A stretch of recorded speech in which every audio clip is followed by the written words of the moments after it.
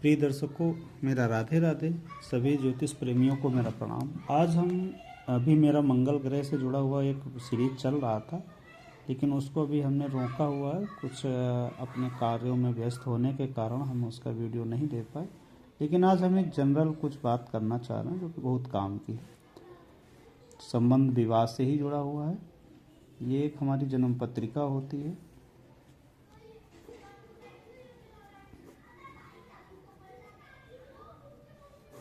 Part 1 मान लें इसको। ये कोई हमारी जातक की एक जन्म पत्रिका है। इसमें हमें उस जातक के विवाह की दिशा देखनी है या वैवाहिक जीवन देखना, ससुराल देखनी है। सपोज सभी जातकों जो ज्योतिष को जानते हैं, प्राइमरी लेवल पे, बेसिक लेवल पे जानते हैं कि मनुष्य का जन्म यहाँ से माना जाता है। इसे क्या कहते हैं? लग्न। ये हमारी लग्न होती है। यहाँ से जैसे ही हम चलते हैं, सभी को पता है कि सूर्य देव हमारे यहाँ पर उदित होते हैं। ये काल पुरुष की मेष लग्न मानी जाती है। सूर्य का उदय होना 2, 3, 4, 5, 6, 7, 8, 9, 10, 11, 12। जैसा कि इनके सभी को नाम पता होता है, मेष, वृषभ, मिथुन, कर्क, सिंह, कन्या, तुला, वृश्चिक, धनु, मकर, कुंभ, मीन। देखिए, ये एक विषम राशि है, ये भी एक विषम राशि है। ये सम राशि है, ये विषम राशि है। ये विषम राशि है, ये भी विषम राशि है। ये सम है, ये सम है। ये सम है और ये सम है। ये विषम है, ये विषम है। यानी कि अपने से सातवें जो लग्न में होगी वही सातवें में होगी। सम होगी तो यहाँ भी सम होगी, और अगर विषम होगी तो यहाँ भी विषम होगी। ये एक हमारा नटाल चार्ट बनता है, जिसे हम जन्म कुंडली कहते हैं। अब जहाँ पर भी चंद्रमा लिखा है उसको हम राशि कहते हैं। जहाँ पर चंद्र लिखा होता है उसे राशि कहते हैं। और ये प्रथम भाव फिक्स रहता है। प्रथम केंद्र कहें या प्रथम भाव कहें, ये फिक्स रहता है। इसे हम लग्न कहते हैं। लग्न का मतलब होता है बॉडी, यानी कि हमारा शरीर। ठीक। अब हम यहाँ पे क्या देखना चाह रहे थे, जो इसके कुछ जनरल बातें मैं करना चाहूँगा। जो हमारी लग्न है और जो हमारा सप्तम है। लग्न हम खुद होते हैं, सप्तम हमारा जीवन साथी होता है। किसी का भी सप्तम, किसी भी भाव से कोई भी सप्तम उसका जीवन साथी है। छठे से सप्तम, द्वादश हुआ, अष्टम से सप्तम, जो भी कुछ बनते हैं, चौथे से सातवें, इनसे रिश्ते भी देखे जाते हैं और इनके एट्रीब्यूट्स भी देखे जाते हैं। राशियों के गुण धर्म सभी को पता होते हैं। जैसे 1, 5, 9 ये अग्नि तत्व है। फायर इसमें होता है। फायर मतलब उग्रता होती है, गुस्सा होता है इसमें। इसको सबसे पहले बेसिक बात जानने की है, इनमें क्या क्या है। अग्नि है, ठीक है, फायर, उग्रता, गुस्सा। ऊपर की ओर अग्नि का नेचर कैसा होता है? ऊपर को चलती है, यानी थोड़ा दिखावा भी कह सकते हैं, दिखावा। और गुस्सा बता दिया, उग्रता बता दिया आपको। ठीक। दूसरी क्या है? 2, 6, 10 ये पृथ्वी तत्व है। हाँ, इनकी दिशा सबको पता है, पूर्व है। और मूल त्रिकोण भी है। ये कैसे हैं? मूल त्रिकोण है। 1, 5, 9 मूल त्रिकोण है। 1 का स्वामी मंगल है, 5 का स्वामी सूर्य है, 9 का स्वामी गुरु है। ये तीनों अग्नि तत्व के हैं, पूर्व दिशा के हैं, क्षत्रिय स्वभाव इनमें। क्षत्रिय का क्या होता है? क्षत्रिय का मतलब सेफ करना, सुरक्षा देना, पकाना। अग्नि क्या करती है? पका देती है किसी चीज़ को, प्यूरिफाई करती है। क्या करती है? प्यूरिफाई करती है, शुद्ध करती है। रूप भी देती है ना, कोई स्ट्रक्चर, आकार भी देती है। जैसे लोहा को गर्म किया जाता है और इसके बाद उसके कुछ यंत्र बन जाते हैं। तो ये सब काम कहाँ से है? मंगल भोजन देता है, भोजन पकाता है। सूर्य तपाता है ना। मंगल सीधी आग है शोर हमारी ऊर्जा है, पिपासा है।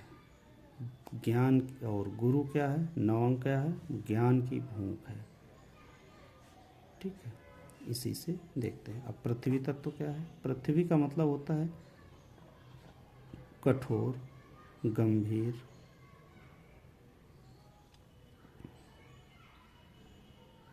धीर, धैर्य, स्लो, आराम। ठीक, ठहराव, 3 7 11, ये वायु है। वायु फ्लो है, एक बहाव है, इसमें ठहराव नहीं है, कतई ठहराव नहीं इसमें।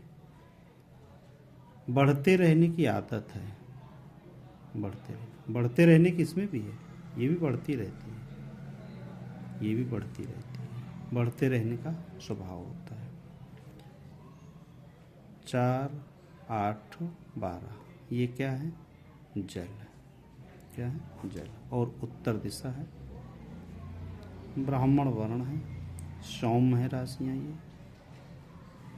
ठीक, ये वैश्य हैं, कुछ लोग शूद्र कहते हैं, छोड़ देते हो, अलग का विषय, बाद में बात करते हैं। ठीक है, अब इनकी दिशा क्या बताई? पूर्व, इनकी दिशा दक्षिण, इनकी दिशा पश्चिम, इनकी दिशा उत्तर।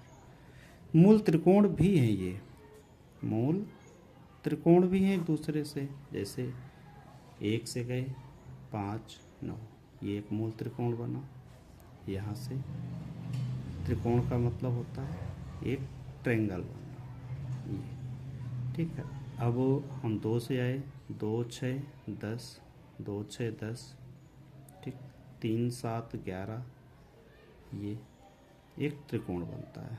4 8 और 12, एक त्रिकोण बनता है। अब हम जो बात कर रहे थे कि जातक का वैवाहिक जीवन या विवाह कहाँ होगा, कैसा होगा, इसके विषय में जो मेन टॉपिक है हमारा, विवाह किस दिशा में होगा, स्वभाव कैसा होगा जीवन साथी का। ठीक, सपोज काल पुरुष की कुंडली है और इसका स्वामी शुक्र हुआ और इसका स्वामी मंगल हुआ। देखिए यहाँ पे एक और रहस्य है, लग्न प्लस सप्तम का। लग्न क्या है? मंगल है। सप्तम क्या है? शुक्र है। यानी कि ये RBC है और ये WBC है, तब बना ब्लड, है ना। इसी तरह से जनरेशन के लिए बहुत सी चीज़ों की आवश्यकता पड़ती है। इसी तरह जब यहाँ 2 लग्न आ जाएगा तो यहाँ 8 आ जाएगा, यहाँ 3 आ जाएगा तो 9 आ जाएगा। क्यों? इनके अपने अपने गुणधर्म होता है, इनका एक नेचर होता है। फिर कभी इस पर डिस्कस करेंगे, लेकिन अभी हमारा यहाँ पे विषय है।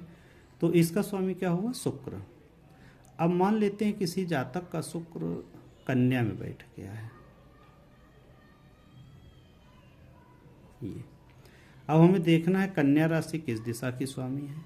पता चला दक्षिण दिशा की स्वामी। कैसी है? पहले तो दिशा हमारी क्या निकली? दक्षिण। अब ये कैसी है? मतलब डुअल माइंड है, दोहरा चरित्र है, दोहरा। लेकिन पृथ्वी तत्व है तो स्थिरता भी है, गंभीरता भी है, आलस्य भी कह सकते हैं, आलस्य भी है। काम कोई करेगा तो देरी से करेगा, जो काम 3 घंटे में ख़त्म होना चाहिए वो 6 घंटे में भी नहीं ख़त्म होगा। ये इसका पहला एट्रीब्यूट हुआ। क्या? प्रथम दृष्टा में जब हम देखेंगे तो हम इन चीज़ों को देखेंगे। अब बाकी फिर डिटेल और आगे होते जाएंगे। इनका नवांशा क्या है, वर्गोत्तम है, नीच का है, उच्च का है, ऐसे करके और बहुत सी चीज़ें आएंगी। लेकिन अभी जो बेसिक पहला कॉन्सेप्ट है वो क्या कहता है? सप्तमेश आपका जिस राशि में बैठा है वह दिशा हमारी विवाह के लिए प्रॉमिस हो जाती है। सूत्र क्या बना? सप्तम भाव का स्वामी का स्वामी जिस दिशा की राशि में बैठा है उसी दिशा में विवाह होने के ज़्यादातर चांस रहते हैं। क्या? ज़्यादातर चांस रहते हैं। उसका स्वभाव कैसा होगा? राशि से समझें। गुण धर्म कैसा होगा? राशि से समझें। ये कैसा होगा? इन राशियों के भावों से भी समझें। यहाँ से कोई रिश्ते भी निकल के आते हैं, जैसे बुआ हुए, मामा हुए, चाचा हुए। बुआ मामा चाचा की दिशा से भी हो सकता है। दक्षिण दिशा में आपके बुआ मामा चाचा ड्वेल्ट कर रहे हों, रह रहे हो, निवास करने लगे हो, उनके माध्यम से भी। और यहाँ ऋण रोग शत्रु भी आता है। ये अगले किसी वीडियो में बताएंगे भावों से क्या क्या देखा जाता है। तो अभी हमने एक संक्षेप में आप लोगों को बताने की एक कोशिश की कि विवाह की दिशा क्या होती है। अब विवाह होता कब है, इसके विषय में आगे कभी चर्चा करेंगे। विवाह कब होता है? एक बात, विवाह कहाँ होगा? दो। पहली बात। दूसरी बात, इसको हम D9 से भी देखते हैं, दृष्टि से, युति से, वेद से, बहुत सी चीज़ें हैं, आगे अभी चलेगा। और ये सप्तमेश अगर उच्च है तो उच्च है, नीच है तो उसका नीच है। देखिए, मैं अपनी भाषा में एक बात कहूँ, सिद्धांत को समझना बहुत आसान नहीं होता, कठिन होता है। मैं उच्च नीच के प्रभाव में नहीं पड़ता हूँ, शत्रु मित्र के प्रभाव में नहीं पड़ता हूँ। वजह क्या होता है? ग्रह एक अपने भचक्र में, यानी कि पृथ्वी का गोला है, उस गोले में घूम रहे, हम पृथ्वी पर बैठे हुए, अंतरिक्ष में ग्रह अपनी अपनी ऑर्बिट में चक्कर काट रहे। ठीक है, तो ना तो ये कभी अस्त होते हैं, ना ही कभी उदित होते। ये 24 घंटे चक्कर काट रहे होते हैं। ठीक है, लेकिन हमारे पृथ्वी पर जब सूर्य का प्रकाश नहीं आता है तो हम इसे अस्त मान लेते हैं। ठीक, इसीलिए हम इसको दिन रात, उत्तरायण और दक्षिणायन की वजह से हम इसको दिन रात का प्रभाव मान लेते हैं। अदरवाइज़ ऐसा हम नहीं मानते कि कोई ग्रह अस्त हुआ, कोई उसकी क्या हुई, रोशनी हमारे तक नहीं आती, इसलिए हम ऐसा मान लेते हैं अस्त होता। ग्रह कभी भी अस्त नहीं होते, सभी ग्रह हमेशा काम करते रहते, 24 आवर्स 365 दिन काम करते हैं। कभी वो छुट्टी पे नहीं जाते हैं। ऐसा नहीं समझिए कि आज मामा के यहाँ घूमने चले गए हैं, छुट्टी पे चले गए, ऐसा कोई भी ग्रह नहीं करता है। वो अपनी ड्यूटी बाखूबी निभाते रहते। तो आज का हमारा चैप्टर क्या था? विवाह की दिशा। इसको D9 से भी प्यूरीफाई करेंगे। ठीक, चैप्टर क्या हुआ? विवाह की दिशा पार्ट 1। ठीक है, अब इसको समझें, और किसी को अगर कोई इसमें शंका हो तो कमेंट्स के माध्यम से पूछ सकता है। मुझे जहाँ तक पता है वहाँ तक मैं आपकी समस्या का हल निकालने की कोशिश करूँगा। सभी दर्शकों को मेरा पुनः नमन, और आप सभी लोग इसको देखते हैं।